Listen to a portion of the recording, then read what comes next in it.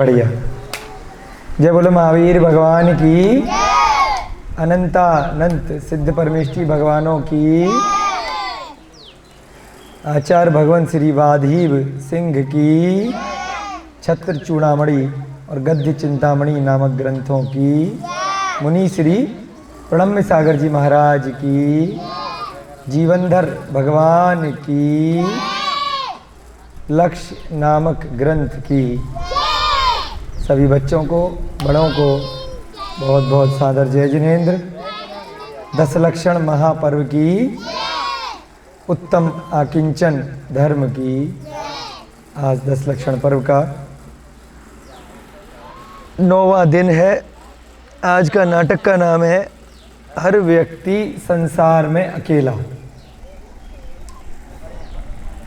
पहली बार हमने ये गीत सुना जो अभी थोड़ी देर पहले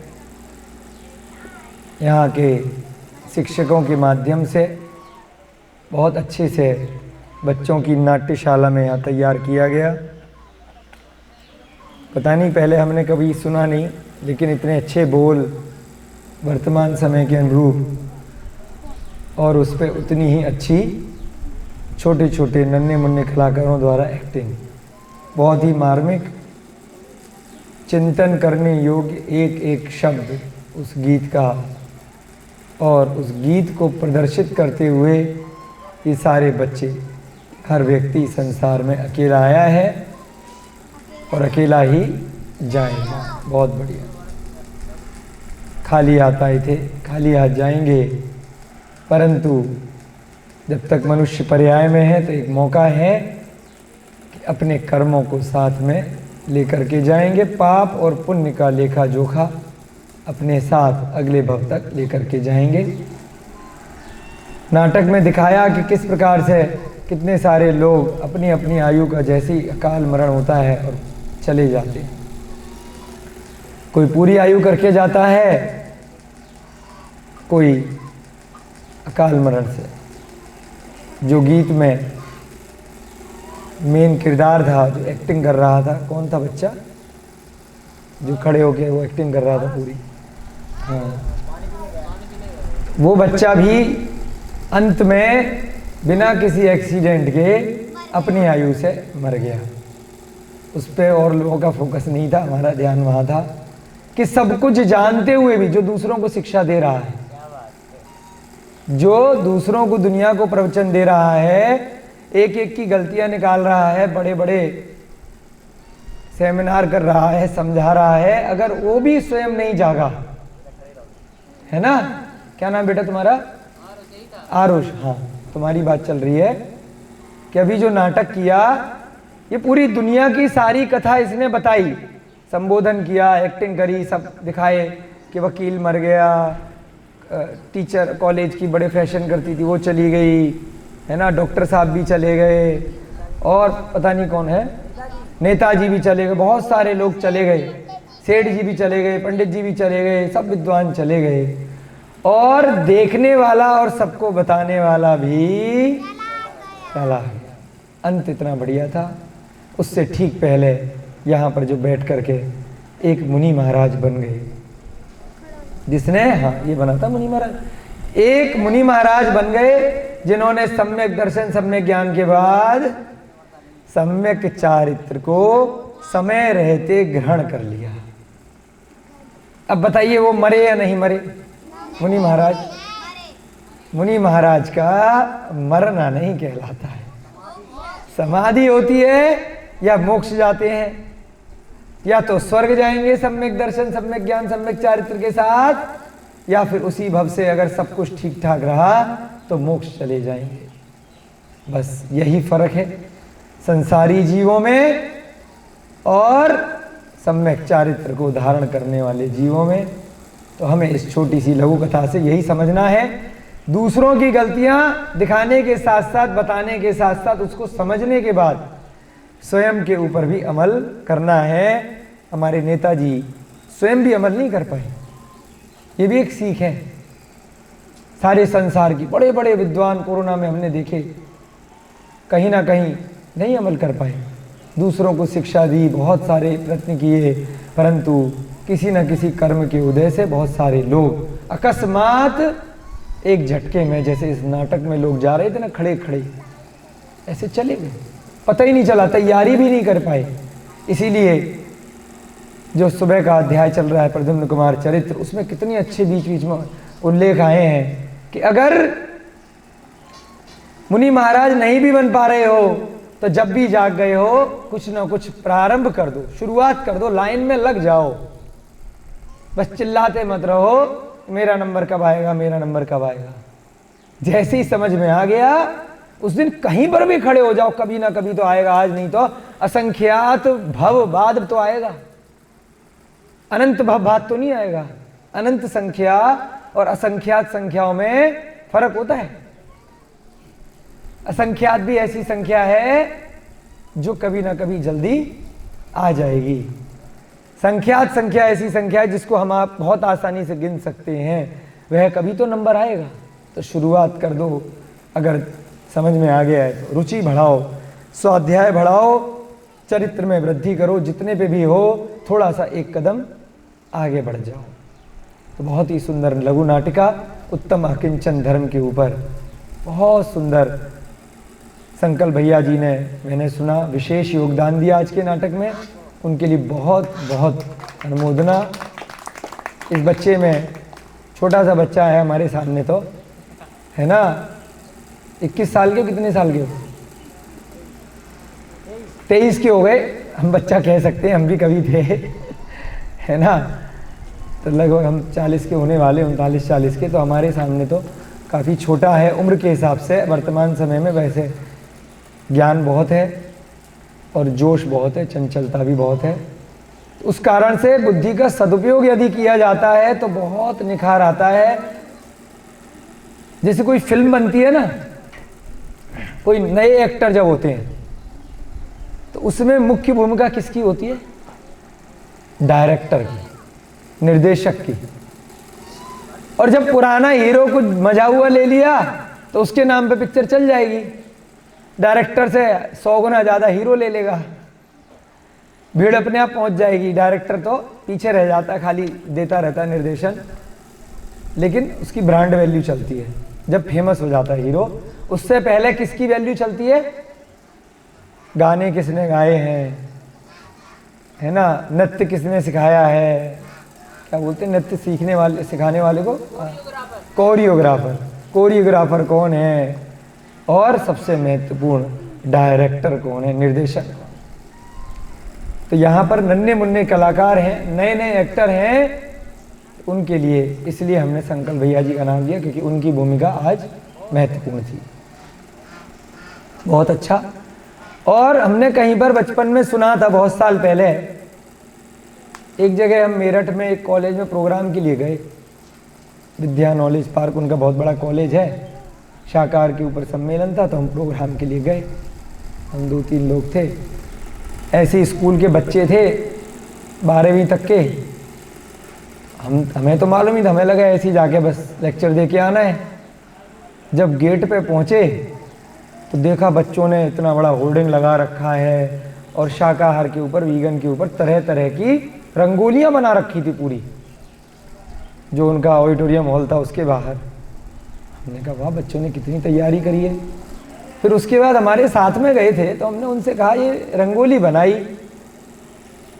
2 घंटे के प्रोग्राम के बाद मिट जाएगी, कोई झाड़ू मार देगा,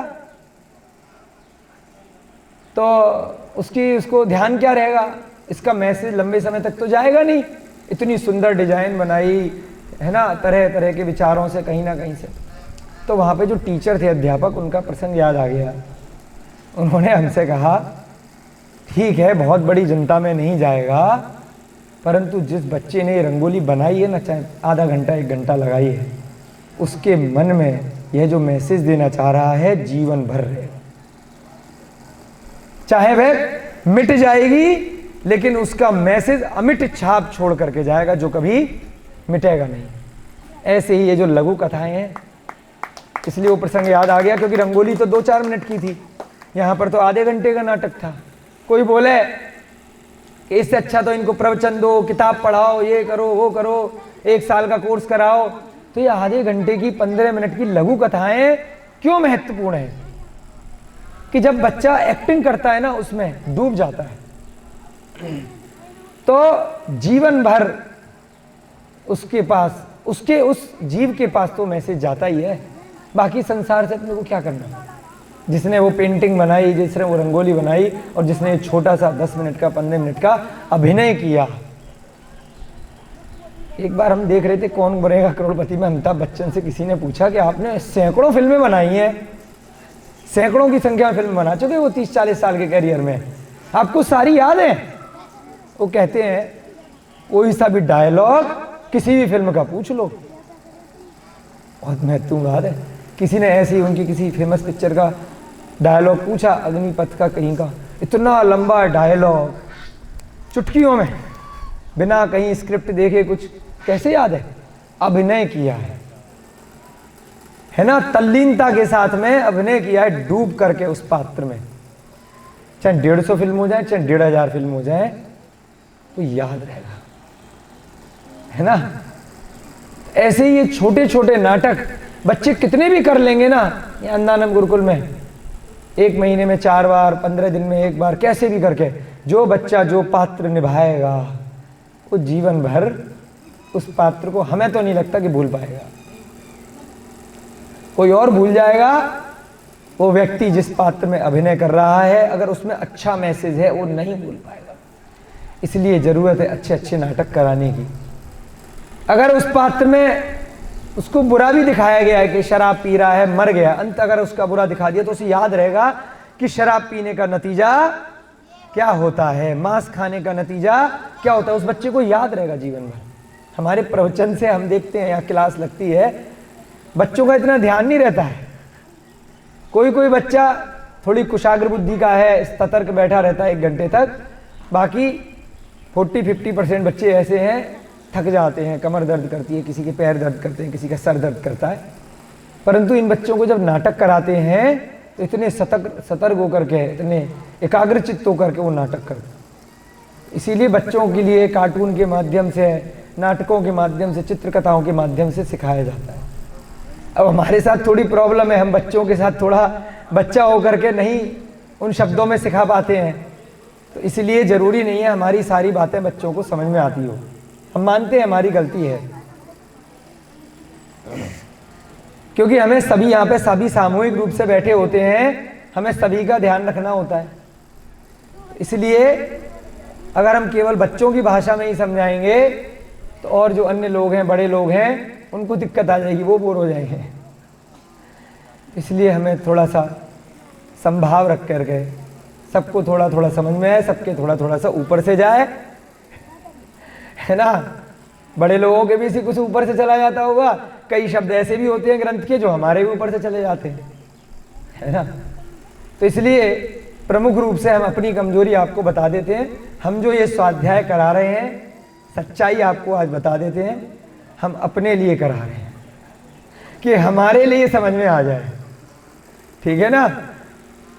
आपको आ जाए नहीं आ जाए उसमें आपका भला है, हम कोशिश पूरी कर रहे हैं, परंतु हमें अच्छे से समझ में आ जाए, हम अपना अभ्यास करने का भरपूर प्रयत्न कर रहे हैं, जिससे कि हमें तो आए कम से कम समझ में। जैसे जो बच्चा नाटक कर रहा है तो उसको तो आएगा ही आएगा ना अपना पात्र समझ में, हम यहाँ बैठे हुए हैं तो हमें समझ में आ जाए कम से कम। और हम फिर भी कोशिश कर रहे हैं कि जितना कुछ भी हम आपको सरल शब्दों में समझा पाएँ, उतना हमारा भी भला है और आपका भी भला है। चलिए, बहुत अच्छा नाटक था, इस कारण से हम अपने को रोक नहीं पाए। उस प्रसंग के लिए उत्तम आकिंचन धर्म पे किस प्रकार से हमें समस्त परिग्रहों का त्याग करके, ममता को त्याग करके, मूर्छा को त्याग करके हमें समय रहते जाग जाना है और अचानक मरण से पहले धर्म कर लेना है। अभी नहीं जागे तो कब जागेंगे। 13 अध्याय इस सीमंदर भगवान के चरित्र में आप लोगों के पूरे हो गए हैं। 14वां अध्याय आज प्रारंभ होने जा रहा है। 5 शादियां उस जीवंदर कुमार की हो गई हैं। कितनी शादियां हो गई हैं? 5 उंगली होती है ना, 5 हो गई हैं, नहीं 4 उंगली 1 अंगूठा है। 5 शादियां उस जीवंधर कुमार की हो गई हैं।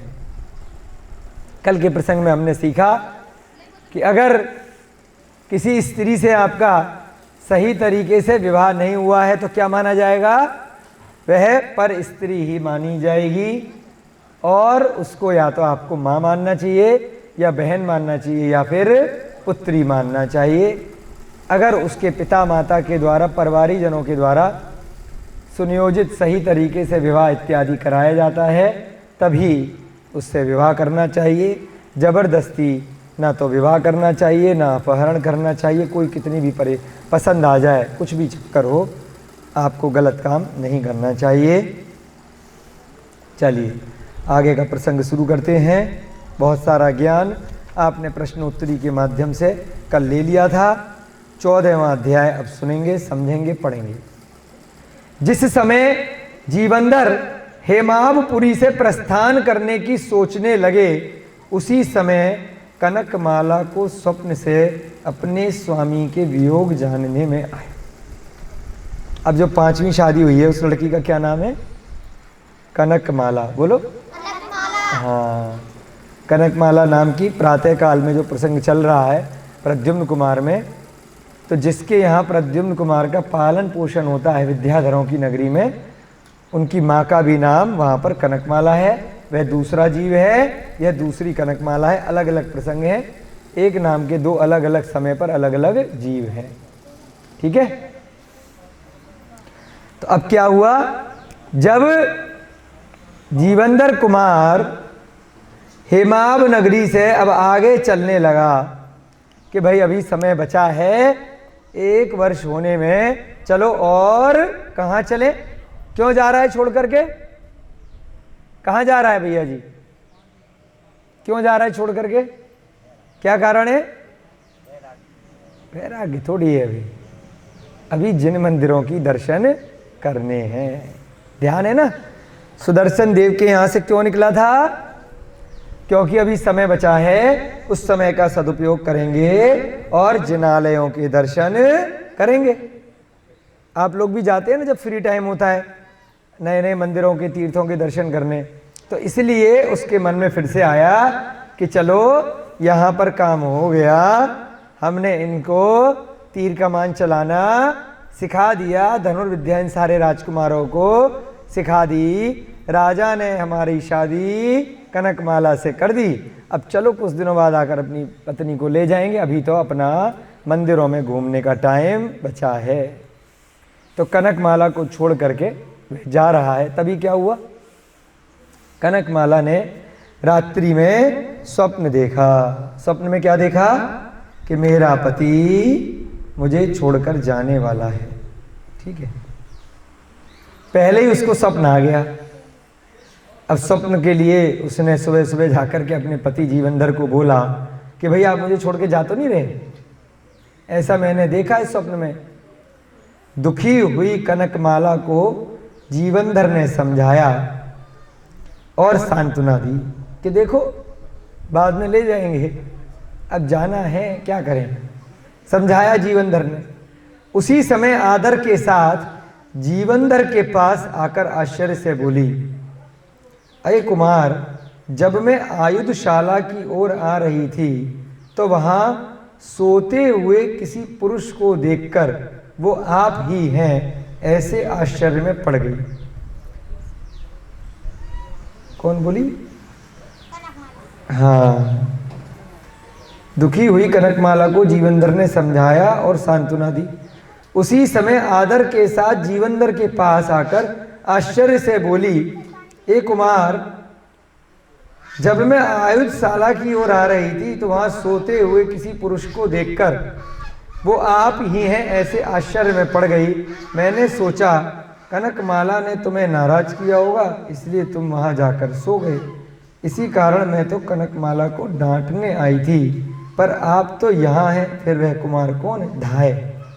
अच्छा,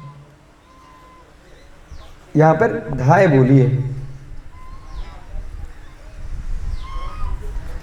हाँ,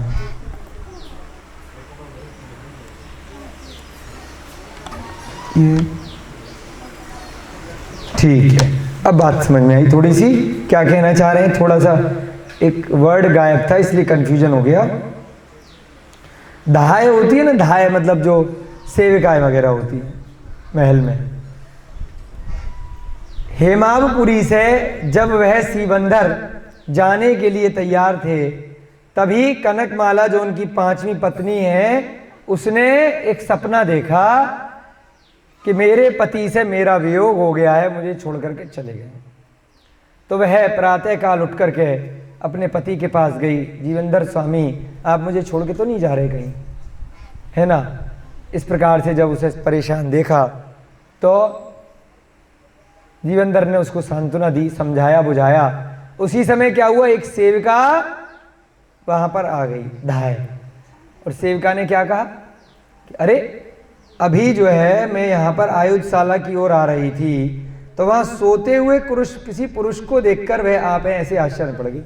रास्ते में मैंने जमीन पर एक पुरुष को देखा कि वह सो रहा है, मैंने शक्ल तो देखी नहीं, तो मुझे लगा आप सो रहे हैं, तो इसीलिए मैंने मन में विचार किया कि कनकमाला ने तुमको डांट दिया होगा। धाय कह रही है सेविका कि कनकमाला जो आपकी पत्नी है, उसने जरूर तुम्हें डांटा होगा, नाराज किया होगा, इसलिए तुम घर से बाहर निकल करके वहां ऐसे सो रहे हो जमीन पर। हो जाता ना कई बार, बीवी डांट देती है तो बेचारा पति ज्यादा झगड़ा नहीं करता, गेट के पास ही बाहर सो जाता है, जब बीवी ताला लगा देती है कि आज की रात तुम बाहर ही हो। शरीफ पति होते हैं बेचारे, क्यों संकल्प जी, आप भी ऐसी करना, अगर अच्छे से शादी निभानी है ना, कोई पत्नी को गुस्सा है गेट बंद कर दे तो जिद मत करना, बाहर सो जाना, ठीक है। नहीं बेटा भागना नहीं होता, भागना नहीं होता, क्योंकि थोड़ी देर बाद तो आके पत्नी जगाएगी ना, अभी बाहर हो के नहीं हो, चेक करती है ना वो। तुम भाग जाओगे फिर वो भी परमानेंट भाग जाएगी, फिर नोटिस भिजवा देगी वकील से, इसलिए भाग मत जाना, ठीक है ना। तो इसलिए जो धाय थी उसने कहा कि भाई मुझे लगा कि जीवंदर स्वामी वहां पे लेटे हुए हैं, बेचारे सो रहे हैं, तो मैं कनकमाला को डांटने के लिए आई थी, परंतु आप तो यहां खड़े हो, तो वो कौन सो रहा है, वो आदमी कौन है जो आपकी आयुधशाला के बाहर सो रहा है। धाय के वचन सुनते ही कुमार ने विचार किया कि जरूर गंधर्व दत्ता ने गंधाडय को भेजा होगा। गंधर्व दत्ता कौन है, कुछ ध्यान आया? गंधर्व दत्ता पिता नहीं है बेटा, गंधर्व दत्ता कौन है?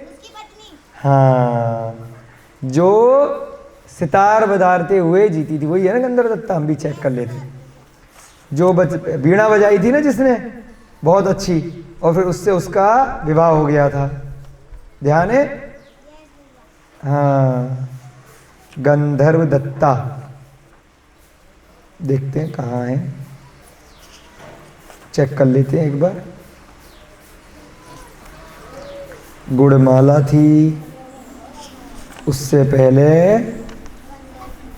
हाँ सबसे पहली जो शादी हुई थी वो हुई थी गंधर्व दत्ता से। गंधर्व दत्ता के पिता विजयार्थ पर्वत में रहने वाले गरुड़ वेग थे। तो गंधर्व दत्ता कौन थी? विद्याधरी थी। विद्याधरी के बारे में आप लोगों को बताया था कि वो बहुत सारे रूप बना लेते हैं, है ना, रूप चेंज कर लेते हैं, उड़ करके कहीं भी जा सकते हैं। तो गंधर्व दत्ता को छोड़ करके वह आगे निकल पड़े थे कि भाई अभी हमें जिनालय वगैरह घूमने, उसके बाद आपको ले जाएंगे। तो उसने अंदाजा लगाया, किसने? जीवंदर ने, कि वह व्यक्ति जो मेरे जैसा स्वरूप बना करके अगर लेटा है मेरे महल के अंदर आयुधशाला के पास आया है और मैं यहाँ खड़ा हूं, तो मेरे हिसाब से शायद गंधर्व दत्ता ने गंधाडय को भेजा होगा, क्योंकि गंधर्व दत्ता जो मेरी पहली पत्नी है वह विद्याधरी है। उसने विद्या के बल से मेरा पता लगाकर मेरे भाई को यहां बुलाने भेजा है। अच्छा, गंधाडय जो उसके भाई भी थे ना, जो अन्य रानियों से उसके पिता के बच्चे थे जो साथ में ही पढ़ने के लिए गंधोत्कच के पास में रह रहे थे। तो इसलिए विद्या के माध्यम से उसने पता लगा लिया होगा मेरा पति भाग करके कहाँ गया है। अच्छा, तो मुझे ऐसा लग रहा है गंधाढ़ को उसने भेजा है। कुमार स्वयं आयुधशाला की ओर चलने लगे कि चलो चल के देखते कौन लेटा है, चेक कर लेते हैं, अभी तो डाउट है। इतने में ही गंधाढ़ कुमार के समक्ष उपस्थित हो गया। जैसे सोचा था वही हुआ। गंधाढ़ वहां सामने आ गया, खड़ा हो गया। गंधाढ़ ने बड़े आदर के साथ कुमार को प्रणाम किया, चरण स्पर्श कर अश्रुओं से, अश्रु माने आंसुओं से, बड़े भाई के चरणों का मानो प्रक्षालन ही किया हो। कुमार ने गंधाढ़ को उठाकर गले लगा लिया और बड़ी उत्सुकता से घर का समाचार पूछा। बहुत दिनों बाद आए हो, कैसे हो, वहाँ सब ठीक ठाक है? अब वो घर छोड़ करके क्यों आया था बताओ?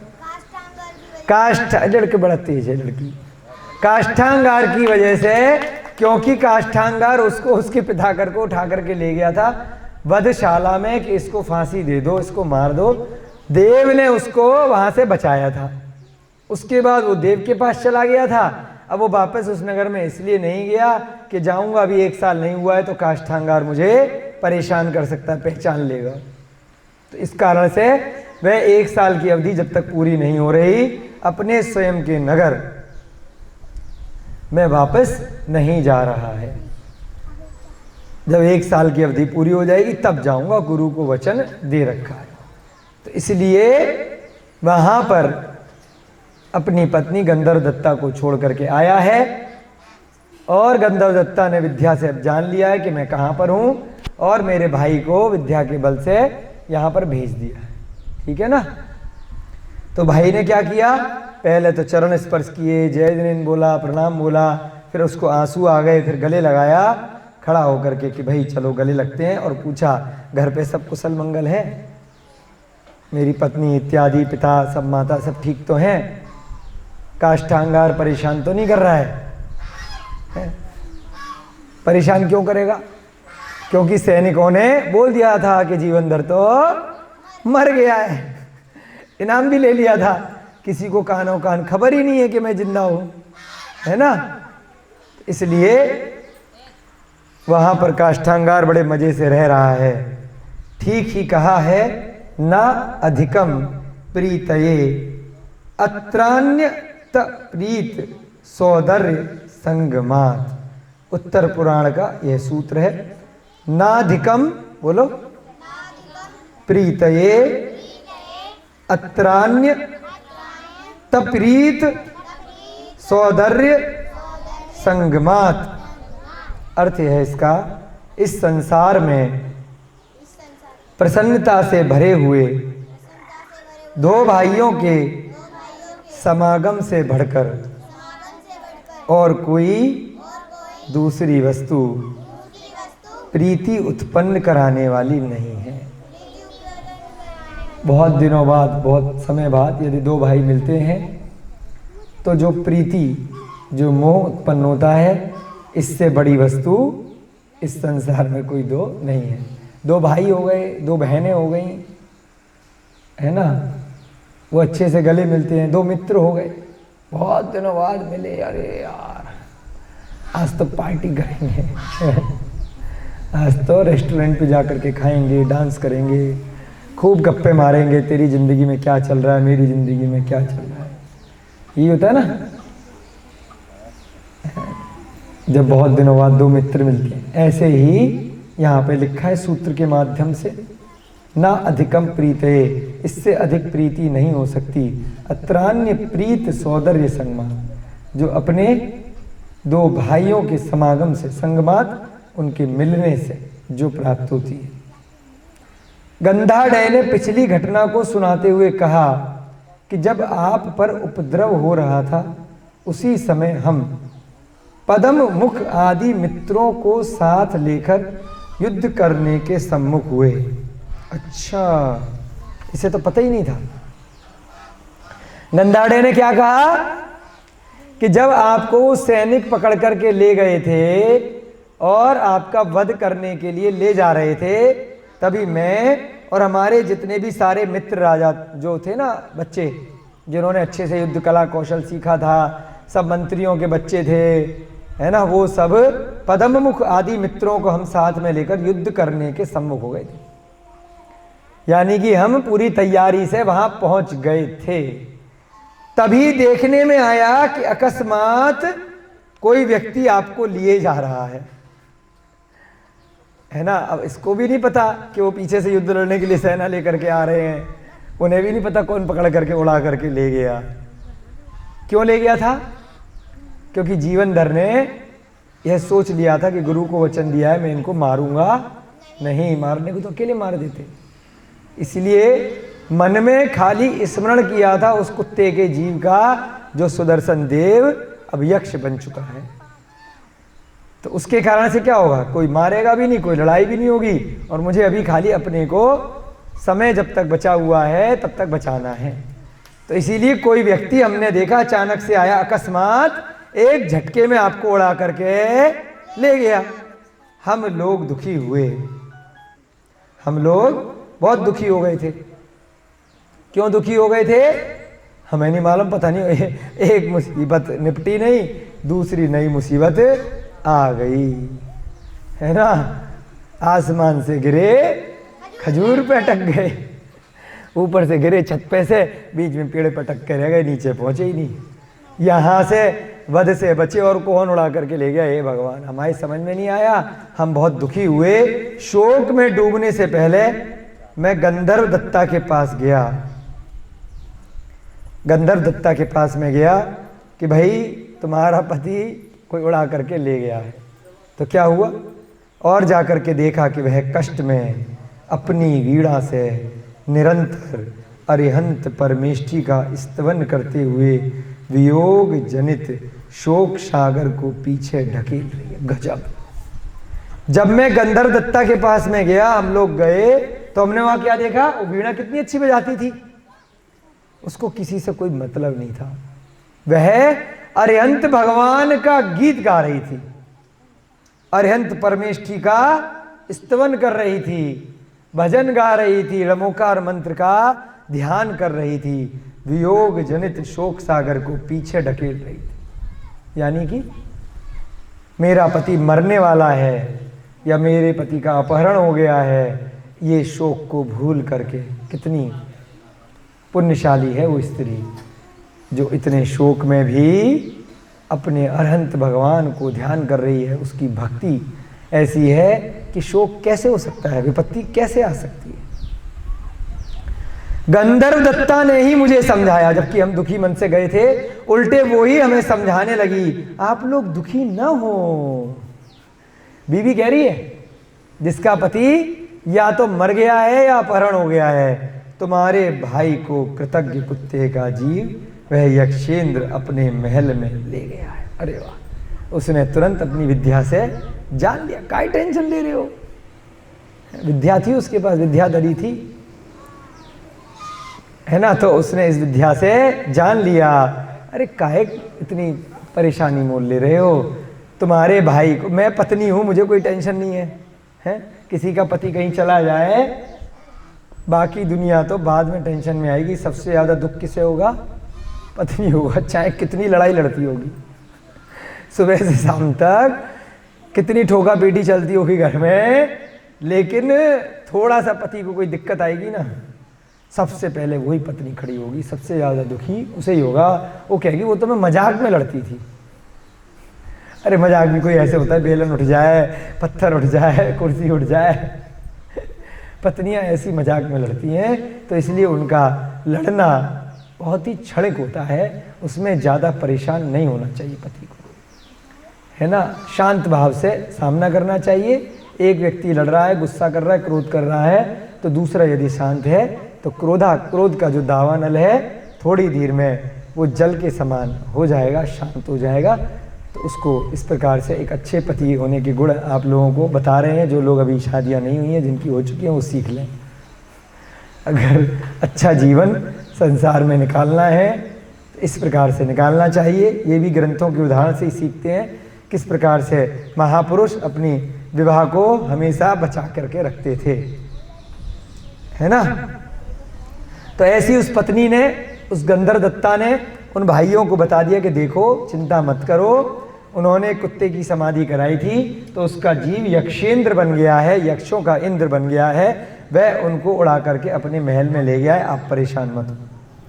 उसके बाद में उन्हें हर जगह नए नए लाभ भी मिल रहे हैं। आप क्यों टेंशन ले रहे हो, हमें कोई दिक्कत नहीं है, उनकी एक आध दो चार शादियाँ और हो जाएं, हमें कोई परेशानी नहीं है, हम टेंशन नहीं लेते।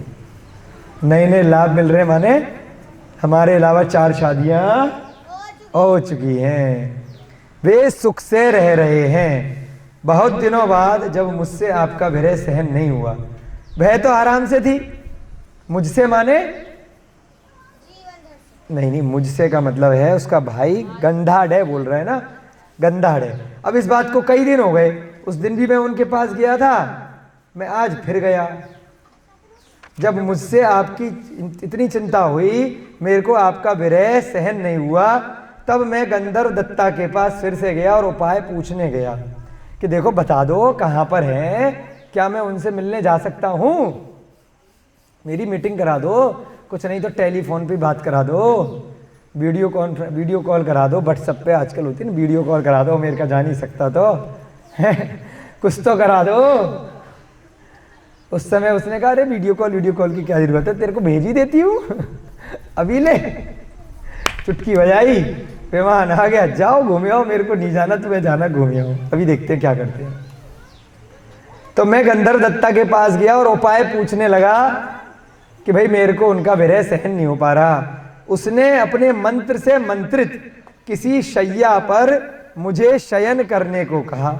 उसने कहा देखो खट खट खट खट है, एक चादर लेके आई, एक शैया बनाई, चलो भाई इस पे लेट जाओ, ज्यादा परेशान हो रहे हैं, कई फिल्मों में दिखाते हैं ऐसे, वो कपड़ा होता है, चादर उड़ के चली जाती है, क्या बोलते हैं उसको, कालीन। अरे हाँ, ये जैसे कालीन बिछ रहा है ना, उड़न कालीन, जादुई कालीन, ऐसा उस विद्याधरी के पास में मैजिकल कालीन था विद्याओं के कारण, ठीक है। तो उसने क्या कहा, एक शैया पर मुझे शयन करने के लिए, लेटने के लिए कहा, और इस तरह अपने पत्र के साथ मुझे यहाँ भेजी, एक चिट्ठी भेजी है। अच्छा मेरे सैया से मिलने के लिए जा रहे हो, देखो मुझे तो कोई अभी जल्दबाजी है नहीं, तो मेरा पत्र मेरे पति को दे देना, ठीक है, और खोलना मत रास्ते में, देखो चीटिंग मत करना, सीक्रेट है। थोड़ा स्टेपलर लगा के, फेविकॉल लगा करके एक पत्र भी भेजा है आपके लिए, और मुझे उस कालीन पर बिठा करके यहाँ पर भेज दिया है। पता नहीं अचानक से मैं इतनी दूर कहाँ से आ गया। कुमार ने पत्र पढ़ा और शोकाकुल दुख की दशा को समझकर अपने घर की ओर चलने का निर्णय किया। वो सीक्रेट पत्र था, उस विद्याधरी को कुछ जानकारी प्राप्त हुई होगी, या तो बताया होगा कि भाई 1 साल होने वाले, आ जाओ, बहुत दिन हो गए घूमते घूमते, बहुत घूम लिए बेटा, आ जाओ, घर की याद आ रही है, नहीं आ रही है कि भाई बहुत मजे ले रहे हो, अब नहीं आओगे तो वहीं आकर देख लेंगे, है ना, कुछ धमकी वमकी लिख के भेजी होगी। तो उनने कहा भाई साहब तांडव हो जाएगा, चल लेते हैं। शोकाकुल दुख की दशा को समझकर उस पत्र को पढ़ करके जीवनधर ने क्या निश्चय किया, चलो अब लौट चले, अब अपने घर को चलते हैं। दृढ़मित्र महाराज ने दोनों भाइयों का मिलन हो जाने से अपने परिवारजनों के साथ उनका खूब अभिवादन किया।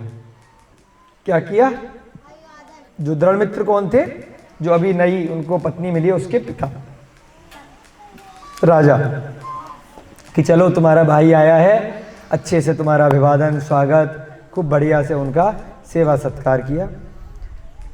कुछ दिनों के आतिथ्य के बाद समाचार मिला कि कुछ लोग अहीरों पर लूटपाट करते हुए गायों को चुराकर कहीं ले जा रहे हैं।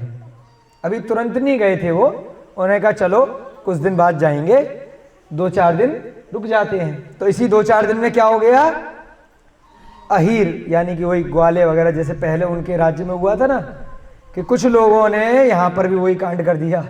जैसे वहाँ पर कौन सा राज्य था, काष्ठांगार के राज्य में भीलों ने आक्रमण किया था, गाय चुरा करके ले गए थे। सबसे कीमती चीज़ गाय ही होती है। अभी बेचारी कूड़ा खाने के लिए हमारे भारत देश में दर दर की ठोकरें खा रही है बदकिस्मती से। इसीलिए हमारे देश का यह बुरा हाल हो रहा है पिछले 50-100 वर्षों से।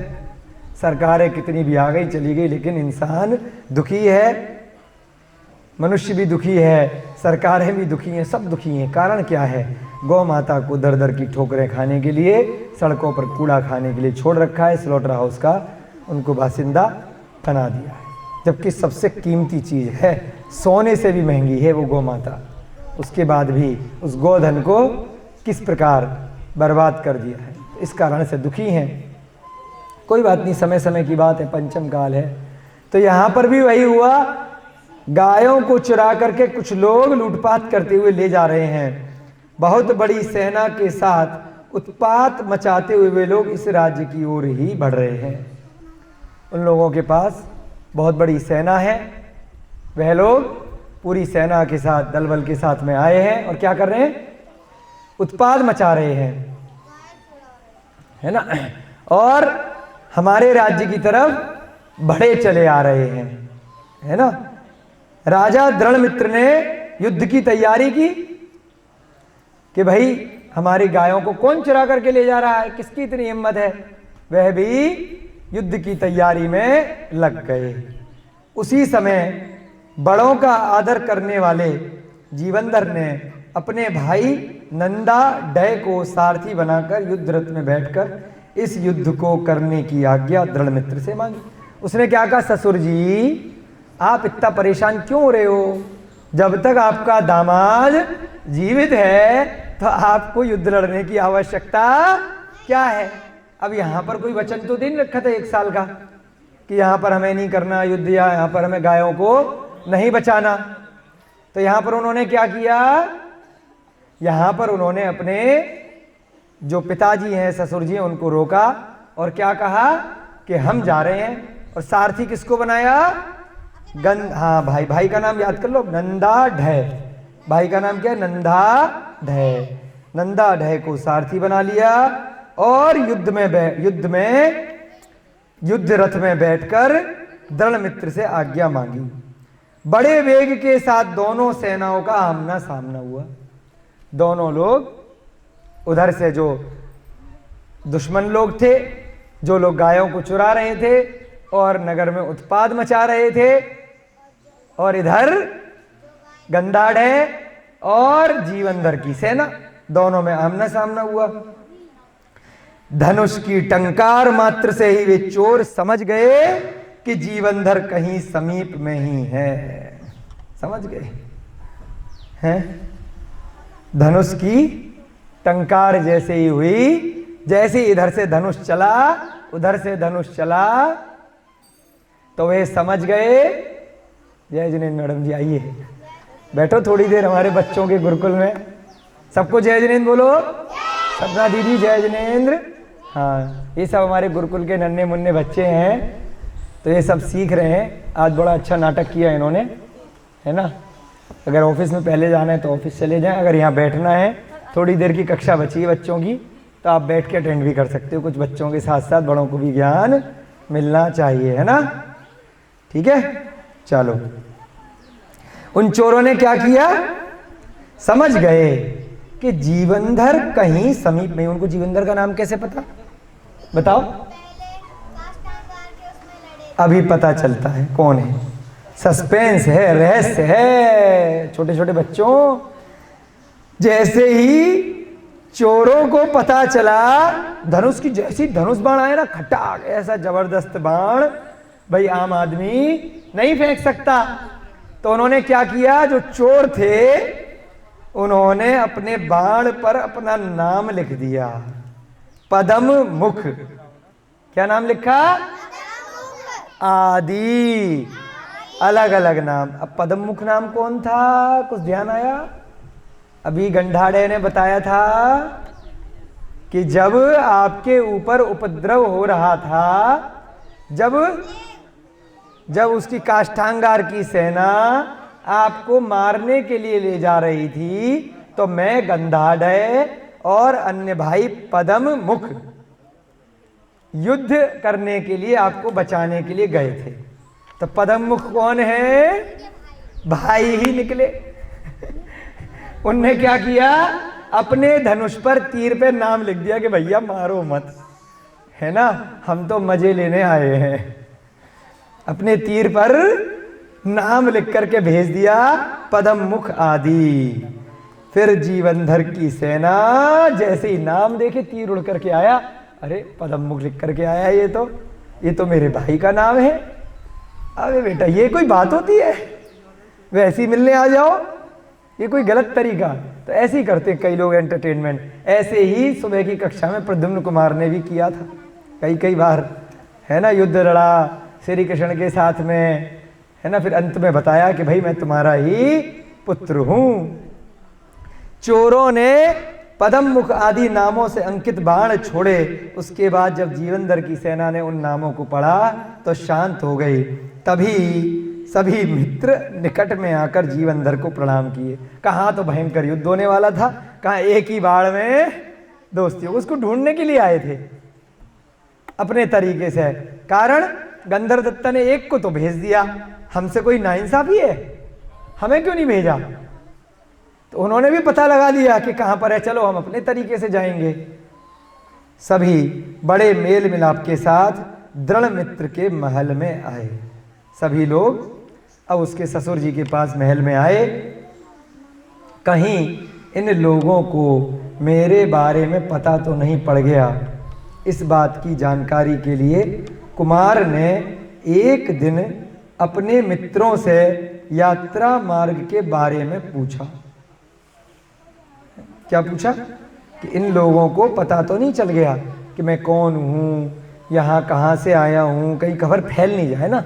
तो इसलिए क्या होता है, कोई सीक्रेट बात होती है कि हम काष्ठांगार के जो पहले राजा थे वो हमारे वहाँ पे सत्येंद्र पिता थे, उनका बेटा हूँ, तो यहाँ पे कहीं बात फैल नहीं जाए। तो अभी तो गुप्त रखना था ना उन्हें। तो इसलिए जीवनधर ने पूछा कि चलो ये बताओ, यात्रा में तुम इतनी दूर से यहाँ आए हो, इसकी बात तो हमें समझ में आ गई गंधाढ़ की, कि ये तो हमारी पत्नी ने एक कालीन पे लिटा करके, एक शैया पर लिटा करके जादू से भेज दिया था। तुम तो पूरी सेना लेकर के आए हो इतनी सारी, ऊपर से तुमने गाय चुराने का ड्रामा भी किया है, तो भारी कई दिन से आए होगे। तो रास्ते में क्या क्या हुआ बताओ थोड़ा सा। तो अब वह मित्रों में जो श्रेष्ठ है पद्म मुख ने, अब कई सारे दोस्त थे उनके सारे, पद्म मुख ने बताया, राजपुरी से चलकर 3-4 दिन में हम दंडक वन में आए। क्योंकि उड़ के तो आए नहीं है, ये तो बेचारे रुकते रुकाते सब जगह घूमते घामते पिकनिक मंगाते हुए आए हैं। तो इन्होंने कहा 4 दिन में तो हम दंडक वन में पहुंचे, है ना। उस समय हम लोग घोड़े बेचने वाले लोगों की तरह भेष बना करके निकले थे। हम कैसे निकले थे वहां से आपको ढूंढने के लिए? कि घोड़ा बेचने आए हैं। अनेक विशेषताओं से सहित एक आश्रम में हम लोगों ने जगत माता के दर्शन किए, है ना। वहां पर एक माता का मंदिर था रास्ते में, एक आश्रम में, तो वहां पर हमने जगत माता के दर्शन किए। उन्होंने हमसे पूछा, तुम लोग कहाँ से आए हो, कौन हो? कोई जगत माता होती है ना, जैसे जगत मौसी होती है, सब मौसी मौसी बोलते हैं। कोई जगत अंकल होते हैं, जैसे हमारे यहाँ बैठे ना अनिल अंकल, वो जगत अंकल है हमारे यहाँ वेदानम में, फेमस हैं। एक दीदी हैं ममता दीदी, वो जगत दीदी हैं, वैसे नानी बन गई है वो, लेकिन वह इतनी उम्र में भी सबकी दीदी हैं, ठीक है ना। ऐसी हमारे आगरा में एक मौसी थी, ऊपर रहती थी मकान में, तो जगत मौसी थी सारे आसपास के मोहल्ले वालों की। तो ऐसे जगत माता है। तो रास्ते में हमें एक जगत माता मिली उस जंगल में, आश्रम में। उन्होंने हमसे पूछा, बेटा तुम लोग कहाँ से आए हो, कौन हो? उत्तर में हमने उन्हें सब वृतांत सुना दिया।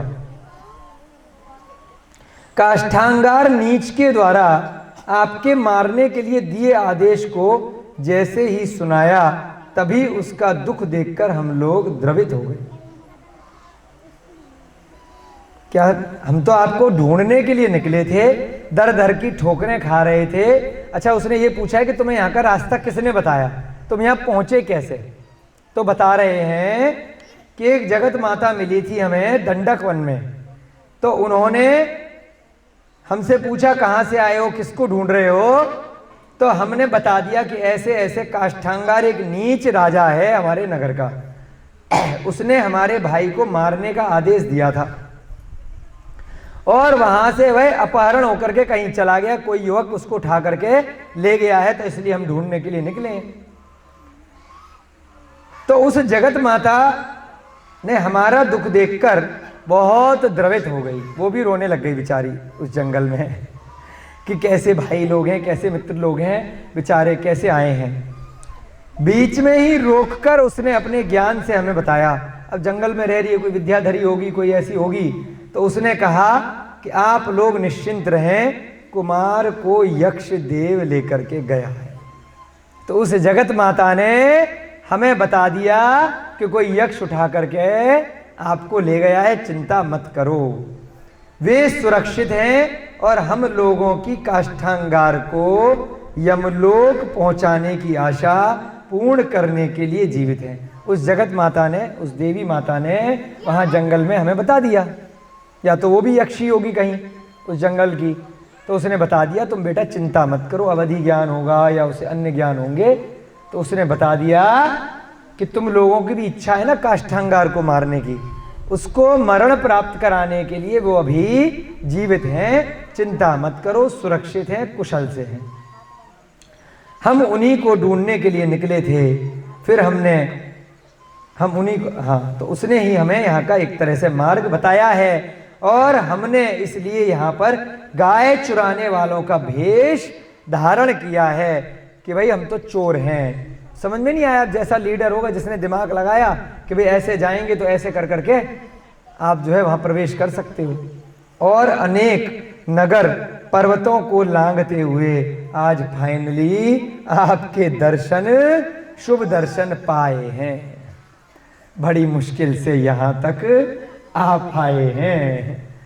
उस जगत माता ने हमें मार्ग बताया कि वहाँ लेकर के गया, यहाँ गया है, हम बहुत दिनों से इधर उधर चोरों के वेश में भटक रहे हैं, आपने सही नहीं किया, आप आ जाते तो हमें यह दुख नहीं होता।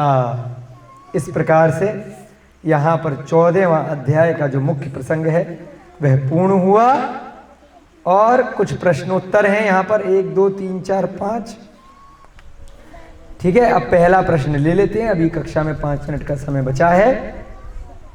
पहला प्रश्न, अब बच्चों ने जिन्होंने भी अच्छे से कथा सुनी थी, बड़ों ने भी, तो ध्यान से सुनेंगे और उत्तर देंगे। पहला प्रश्न संख्या 1, यह गंधाढ़ कौन है? कौन है गंधाढ़? भाई। यह गंधोटकट सेठ का पुत्र है। आप भूल गए कि सेठ को जब मृत पुत्र होते थे तब मुनिराज ने उससे कहा था कि तुम्हें शमशान में एक राजपुत्र मिलेगा, उसका पालन करने के बाद तुम्हें अपने पुत्रों का जीवन देखने को मिलेगा। गंधोटकट ने जीवन भर का लालन पालन किया। बाद में उसे सुनंदा सेठानी से गंधाढ़ पुत्र की प्राप्ति हुई। दोनों भाई बड़े प्रेम भाव के साथ एक साथ पले बढ़े और बड़े हुए। क्योंकि ये लघु कथा बनाई है ना, तो छत्रचूड़ामणि और गद्य चिंतामणि के सारे प्रश्न एक साथ नहीं लिए गए, कहीं कहीं पर यहाँ पर मुनि श्री पुलंद सागर महाराज जी ने प्रश्न उत्तरी के माध्यम से डाला है। जो गंधोटकट था, जिसको शमशान में ये बच्चा जीवनधर मिला था, उसकी पत्नी थी सुनंदा सेठानी। इन दोनों के जब भी कोई बच्चा पैदा होता था वह मरा हुआ पैदा होता था। इस बार भी वह उसे शमशान में दबाने के लिए, जलाने के लिए, दफनाने के लिए गया होगा, उस समय के अनुरूप जो प्रथा रही होगी। तो वहां पर उसको एकांत में एक बच्चा मिला, तो उसे लगा कि इसका कोई भी नहीं है, इसी को बच्चा मान करके ले जाता हूं। तो वहां पर आकाशवाणी हुई कि भाई इस प्रकार से तुम्हें इसका पालन पोषण करना है। और एक ज्योतिष ने भी बताया था कि जब तुम इस प्रकार से, एक निमित्त ज्ञानी ने भी उसे बताया था कि अगर तुम किसी दूसरे के बच्चे को पालोगे तब तुम्हें मृत बच्चे पैदा होने बंद हो जाएंगे, तुम्हारे कर्म ठीक हो जाएंगे। तो इसलिए उसने क्या किया, जीवंदर को बचाया, साथ में बहुत सारे और बच्चों को भी पाला। तो उसके कारण से उसको स्वयं को भी बाद में जब बच्चा पैदा हुआ वह मरा हुआ पैदा नहीं हुआ। तो ये गंधाढ़ वही है, गंधोटकर का अपना बेटा, परंतु एक आध साल में पैदा हो गया होगा उसके बाद। तो वह वो बड़ा भाई है, कौन, जीवंदर, और ये उसका छोटा भाई है। तो इसलिए साथ साथ पले बड़े हैं, कोई दिक्कत परेशानी नहीं है, अच्छी दोस्ती है। आगे समझ में। प्रश्न संख्या 2 लेंगे। यह पद्ममुख कौन है जो अपनी सेना को लेकर जीवनधर के पास आया है? ये भी भाई है। पढ़ते हैं उत्तर। अरे महाराज जी लिख रहे हैं, अरे तुम भूल गए, यह पद्ममुख भी जीवनधर का अनन्य मित्र है भाई नहीं, पद्ममुख मित्र है। जब गायों की रक्षा करके कुमार आए थे तब नंद गोप ने अपनी पुत्री का जीवनधर से विवाह करना चाहा था। तभी जीवनधर ने अपने इस मित्र के लिए उस कन्या से विवाह करवा दिया था, क्योंकि ये क्षत्रिय था, वो दूसरी जाति का था, जिसने कहा था ना कि 7 सोने की पुतलियां दूंगा और अपनी बेटी से विवाह करवाऊंगा। जो गोपालक था, जो सेठ था वहां का, तो उसने कहा भाई अभी मेरे शादी का समय नहीं आया है, और पता नहीं कौन सी कुल की है, क्या है, ज़्यादा उसको पता नहीं था। तो इसलिए उसने अपने दोस्त का हाथ रख दिया था कि ये भी मेरे जैसा है, इससे शादी करी, हमसे शादी करी, एक ही बात है, इससे कर दो। तो ये पद्ममुख भी उसका पक्का दोस्त है, लंगोटिया यार है ना, ठीक है।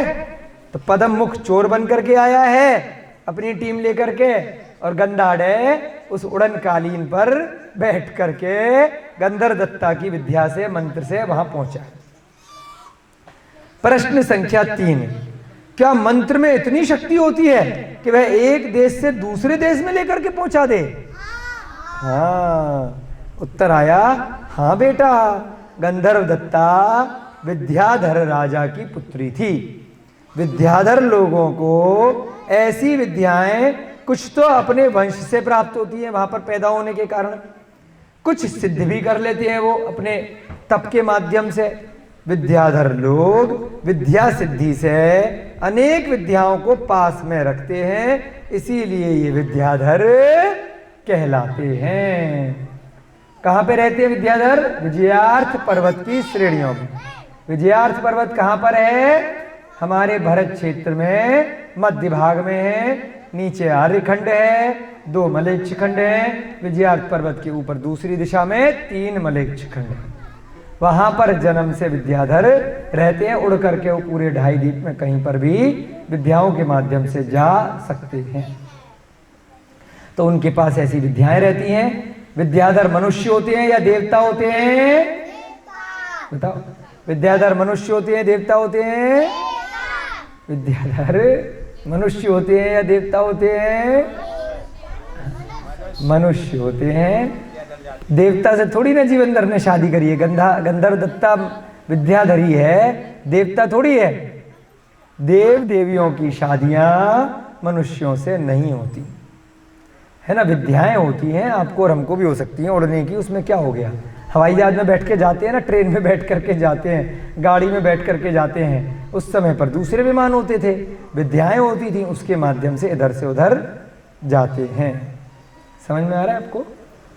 है बच्चों? आ गया ना? क्या विद्याएं जो होती हैं, भाई विद्याधर तो अलग हो गए, जो विद्याएं हैं क्या वह देव देवी होती हैं? बताओ। हाँ, जो विद्याएं होती हैं वह देव देवियां होती हैं। कई लोग सुना है ना, भूत चढ़ा दिए शमशान में जाकर के, वो तांत्रिक बैठा है ढम ढम करके, और उसको सिद्धि हो गई, उसने किसी का कुछ बुरा कर दिया, किसी का कुछ अच्छा कर दिया, तो वो सब यंत्रों की सिद्धि करते हैं, भूतों की। तो वो क्या होते हैं? देव देवी होती हैं। जो विद्याएं होती हैं वह उनके आसपास मंडराती रहती हैं और अपने जिन्होंने उनको सिद्ध कर लिया है उनकी सहायता करती हैं, वो देव देवियां। तो विद्याएं क्या होती हैं? देव देवियां होती हैं। किसको मिलती हैं? मनुष्यों को मिल जाती हैं। या तो जन्म से मिल जाती हैं, विद्याधरों की नगरी में पैदा हो गए, या फिर बाद में पुण्य कर्म से उन्हें लाभ विद्याएं प्राप्त हो गई, या फिर उनकी सिद्धि कर ली। हाँ बेटा, देवगति के देव देवी ही विद्या सिद्धि के रूप से सिद्ध हो जाते हैं और इनकी अनेक प्रकार से सहायता करते हैं। जैसे सुदर्शन देव भी क्या है? एक देव है। उसकी सिद्धि हो गई। कैसे हो गई? पिछले जन्म में उसकी समाधि कराई थी कुत्ते की, जैसे ही स्मरण किया तो वो तुरंत आ गया। हर समय 24 घंटे थोड़ी ना उनके कान पर घूमता रहेगा। जब भी उस विद्या की उनको जरूरत पड़ेगी, बाकी समय वह अपनी देव पर्याय में रहेगा, जो उसे करना है अपने राजमहल में, जहां घूमना है वहां घूमेगा। जब आपको उस विद्या की जरूरत पड़ेगी तो वो चुटकियों में विक्रिया रिद्धि से वह क्रियक शरीर बना करके आ जाएगा। एक समय में एक देव देवी बहुत सारे शरीर विक्रिया से वह क्रियक बना सकते हैं। तो इस प्रकार से वह देव देवी विद्या के रूप में मनुष्यों को सिद्ध हो जाते हैं। आई बात समझ में? चलिए, आपके 4 प्रश्न हो गए हैं। 5वां प्रश्न कल की कक्षा में लेंगे। आपकी कक्षा का समय हो रहा है। 14वां अध्याय आज हमने बहुत अच्छे से किया। बहुत आपके पुण्य की अनुमोदना आप बच्चे लोगों की। जय बोले महावीर भगवान की, अनंतानंत सिद्ध परमेष्ठी भगवानों की, आचार्य भगवान श्री वाधीव सिंह की, मुनि श्री प्रणम्य सागर जी महाराज की, लक्ष्य नामक ग्रंथ की, छत्र चूड़ामणि गद्य चिंतामणि ग्रंथों की, जीवनधर भगवान की, 10 लक्षण महापर्व की, उत्तम आकिंचन धर्म की, सभी बच्चों को, बड़ों को, सबको बहुत बहुत पुण्य की अनुमोदना। सबको जय जिनेंद्र, जय दुजलंदो। अब कुछ बच्चे आकर के प्रति